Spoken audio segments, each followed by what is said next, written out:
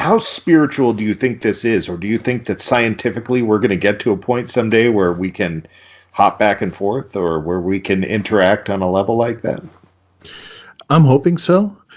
I'm also thinking that one of these days, when we crack the secrets to the Einstein-Rosen bridge, we'll be able to traverse the universe in mere seconds and interact with other galactic beings that are out there.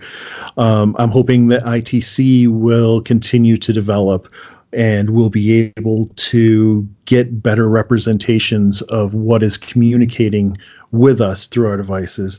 And we have academics working on it right now. For example, Dr. Gary Schwartz at the University of Arizona or Arizona State, I can't remember, but he's working on something. He's been developing something called the Soul Phone for over 10 years now, and it may just be a leaf in the wind. We don't know, because it's been a decade. He's sunk, I think, $11 million was the last figure into it. And he's promising that communication from the other side is happening right now. And based off the technology that he's developing, at some point we're going to have keyboards where they're going to be able to type from the other side messages to us. There's going to be video where they can actually be seen as they communicate with us.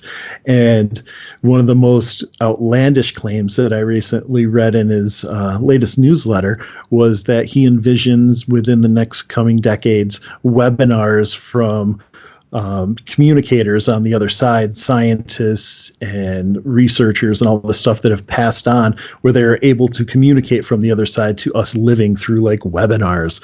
This is what is being envisioned for the future. Right now, we are still in the infancy of ITC research.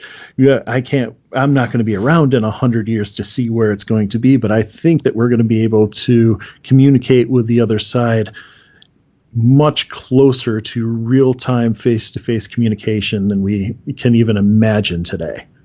Well, you might be on the other side communicating, so you'll be around.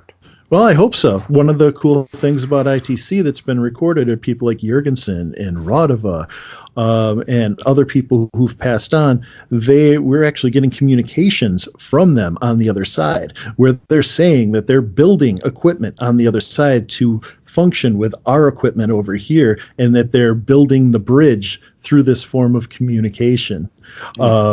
It's who knows what's going on. I've received a couple messages from Radova in my life. I've received one from Jurgensen, but about building the equipment, that comes from Mark Macy, who is an integral early ITC researcher who basically wrote the rules for a lot of what we're doing today.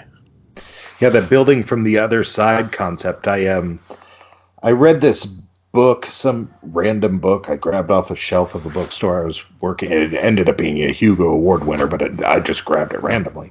It was called The Dreaming Earth, and it was about an overpopulated Earth in the future, where these people start taking this drug. It's a street drug, and around the 20th to 30th time people take it, people can't find them anymore. They're just gone. And the premise of the book ends up being that due to overpopulation, the government has put in this drug, and when the people are high on it, they start to see a color they don't think exists.